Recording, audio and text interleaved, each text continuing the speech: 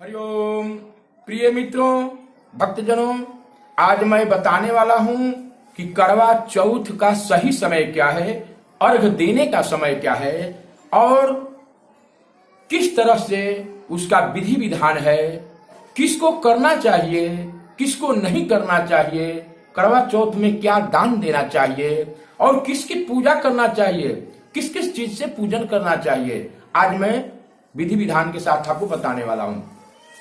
तो ये ऋषिकेश पंचांग है, इसका सही समय मैं आपको निकाल करके बता रहा हूं। तो चतुर्थ, गणेश चतुर्थी जो है, करवा चौथ, कार्तिक कृष्ण पक्ष के जो अनहारी और अंजोरी कहते हैं, तो कृष्ण पक्ष को अनहारी कहते हैं, शुक्ल पक्ष को अंजोरी। तो आज हमारा बुधवार दिन तीज तिथि है। आज रात्रि में 2:04 के बाद चतुर्थी तिथि प्रारंभ हो जा रहा है और करवा चौथ जो है कल मनाया जाएगा, इसलिए कि उदया तिथि में भी और चंद्रोदय, जो चंद्रोदय का समय है वो रात्रि के मंगल वेला में स्पर्श कर रहा है, तो इसलिए कल मनाया जाएगा। रात्रि में जब चंद्रोदय के समय में अगर चतुर्थी तिथि न हो, चौथ न हो, तो वह व्रत मान्य नहीं होगा, इसलिए कल मनाया जाएगा। कल बृहस्पतिवार चतुर्थी तिथि 13 तारीख और इसका एग्जैक्ट समय जो है चंद्रोदय 7:14 पर हो रहा है। चंद्रोदय 7:14 पर हो रहा है, यानी कि 8 बजे आप अर्घ देंगे। अब बात यह है कि करवा चौथ जो है अपने पति के सौभाग्य के लिए, लंबी उम्र के लिए यह मनाया जाता है।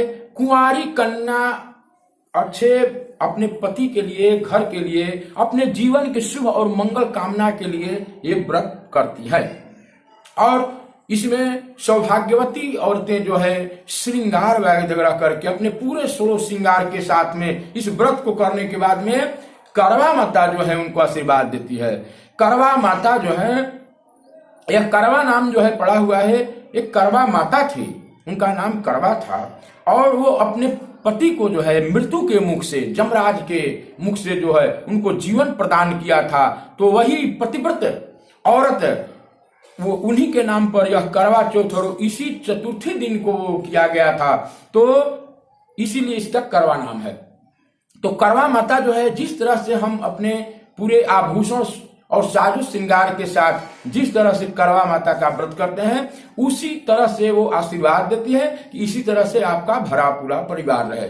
इसमें जो है तो भगवान शिव के परिवार का पूजन किया जाता है, जिसमें गौरी हैं, गणेश हैं और कार्तिकेय जी हैं और गौरा पार्वती जी हैं। तो शिव जी को और गौरा जी को, यानी कि पार्वती माँ को, पार्वती माँ के पीली मिट्टी से जो है उनका आकृति बना करके और हम दूध, दही, घी, शहद, मधु, पंचामृत से अभिषेक करते हैं और करवा ले लेते हैं। एक करवा में एक चौकोर अपना चौकी रख करके लाल कपड़े को बिछा करके और लाल कपड़े को बिछा करके भगवान के प्रतिमा को अपने देश काल के अनुसार कहाँ कैसा चाल चलन है कहाँ का, उस ढंग से एक कलश ले लेते हैं। कलश लेकर के उसमें पान, कसैली, सुपारी, वो कलशे पर 13 बिंदी लगा करके घी और हल्दी और सिंदूर से लगा करके करवा माता को प्रणाम करते हैं और उसमें उस कलशे में जो है अक्षत, फूल, कसैली, पान, थोड़ा गंध, रोड़ी, दुर्वा डाल करके और ऊपर से पूर्ण पात्र रख देते हैं और पूर्ण पात्र रखने के बाद में उसमें आम के पल्ले वगैरह डाल करके और गणेश की पूजन करते हैं, कलशाधीष्ट देवता वरुण देवता की पूजन करते हैं।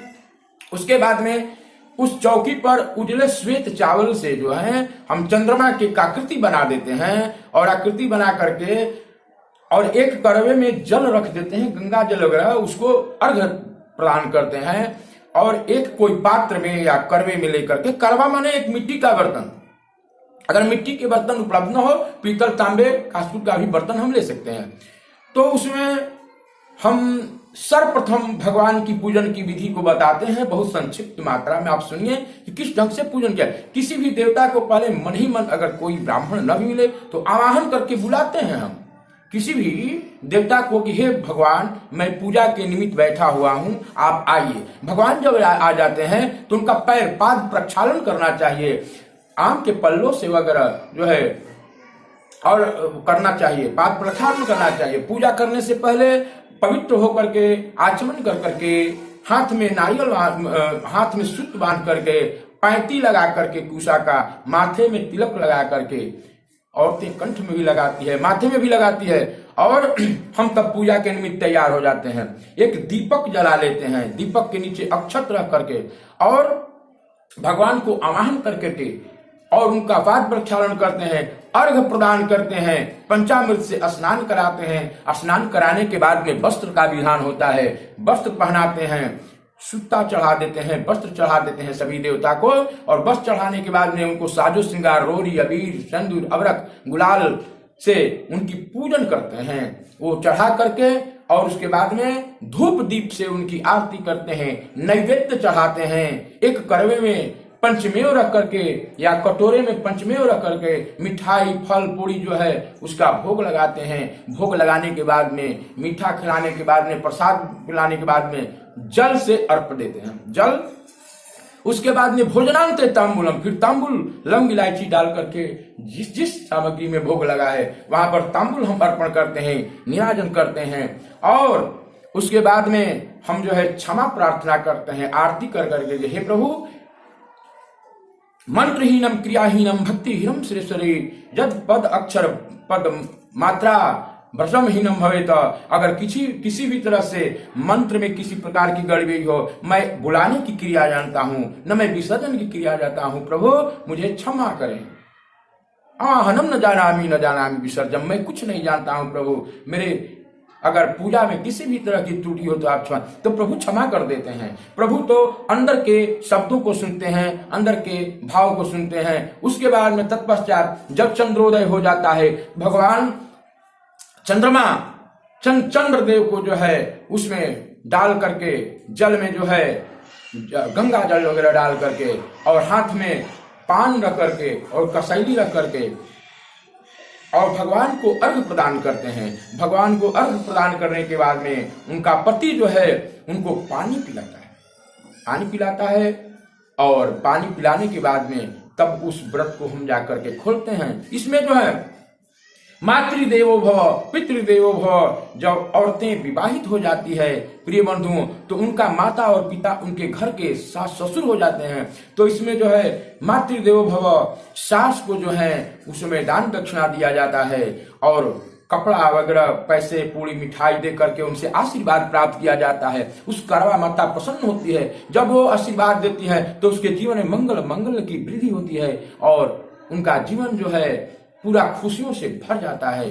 तो हमने आपका करवा चौथ का नियम बताया, समय को भी लंबा नहीं खींचते हुए, फिर भी समय लंबा हो गया। इसके लिए धन्यवाद।